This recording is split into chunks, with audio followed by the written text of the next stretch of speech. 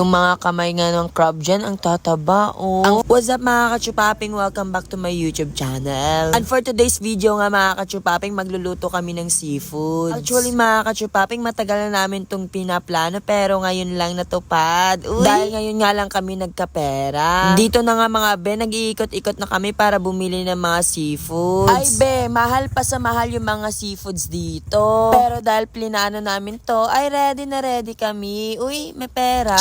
Wala lang talaga kaming choice dito. Una nga binili namin itong crab. 300 yung kilo, B. Tapos 3 piraso lang siya. Ang taba. Dahil nga gusto namin kainin, binili na lang namin. Tapos ang sabi pa nila, king crab daw to. Hindi. Madami na akong king crab na nakita, pero sa Facebook lang. At ibang-iba talaga yung king crab sa mukha na itong crab na to. Oh, ayan no. Clinose up ko na ha, para makita nyo na hindi siya king crab. Baby crab ata to. Charot. Kasabay nga pala ng crab na ito ay bumili na rin kami ng pusit at hipon na rin mga be. Pero sabi nila para masarap daw yung seafood namin, bibili na rin kami ng shell. The rest na mga seafood dito mga be ay hindi na siya mamahalin. Okay na siya sa bulsa. Hoy, mali yung iniisip ninyo ha. Hindi lang ako dito naggastos mga be. Chip in na rin kami dito. Chip in ba? Yung ambagan. Di nyo ba alam? At pagkatapos nga namin dito bumili ng mga seafoods be, yung ingredients naman. Bibili sana kami dyan isang tray ng balot pero wala nang available. Kaya yung ingredients na lang ng mga lulutuin namin. Mga lulutuin ni isa lang naman. Sa totoo lang mga be, matagal na tong video namin pero ngayon ko lang na-edit.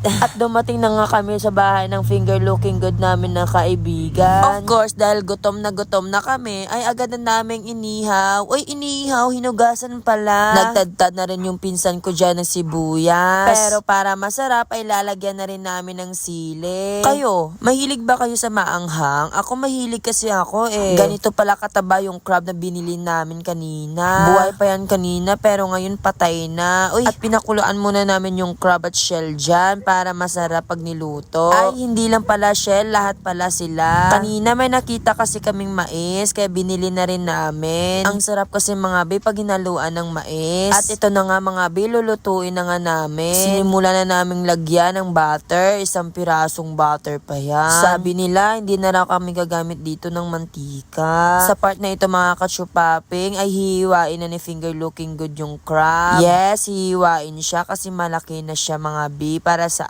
amin. Para mamaya lahat kami ay makakakain ng crab. Kahit pinakuluan mo na yung crab, ay matigas pa rin. Pero okay lang, worth it naman sa dulo. At dito nga mga be, hindi na naipakita yung paggigisa ng mga ingredients. Yung sibuyas, bawang, at sili. Be, sa time na to, takam na talaga ako. Mali pala yung binigay sa amin ng tendera kanina. Tomato paste yung binili namin, pero yung binigay niya, Del Monte pineapple slice. Una naming nilagay ay yung puset. Hindi namin alam yung sequence ng pagluluto dito eh. Ano ba dapat kasi yung uunahin? Ang sa amin lang naman kasi yung makakakain na kami. Pero tingnan nyo naman, di ba? Mukha pa lang ulam na. Ang sarap. At dito, nilagay na namin yung crab. Tignan nyo, ang tataba. Hinabaan ko talaga yung pagvi-video dito sa part ng crab para maglaway kayo. Char! Yung mga kamay nga ng crab dyan, ang tataba, oh. Ang favorite part ko kasi sa crab, yung kamay niya talaga, yung ipit ba? Kasi yun lang naman yung makakain ko dyan, eh matitigas na yung ibang part. Mahihirapan ka muna bago makain sila.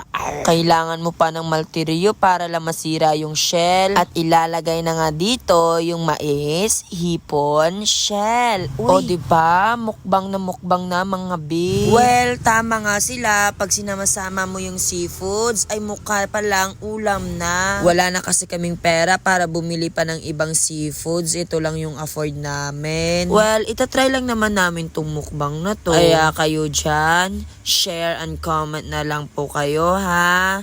Bleh. Char! Support lang po. Don't forget to like the video. Uy, nag-promote. Subscribe na rin po kayo sa aking YouTube channel. Ilalagay ko na lang po sa caption. Uy! At eto na nga mga kachupaping. Tapos na nga po. Nailagay na nga namin dito sa daon ng saging. At kainan na.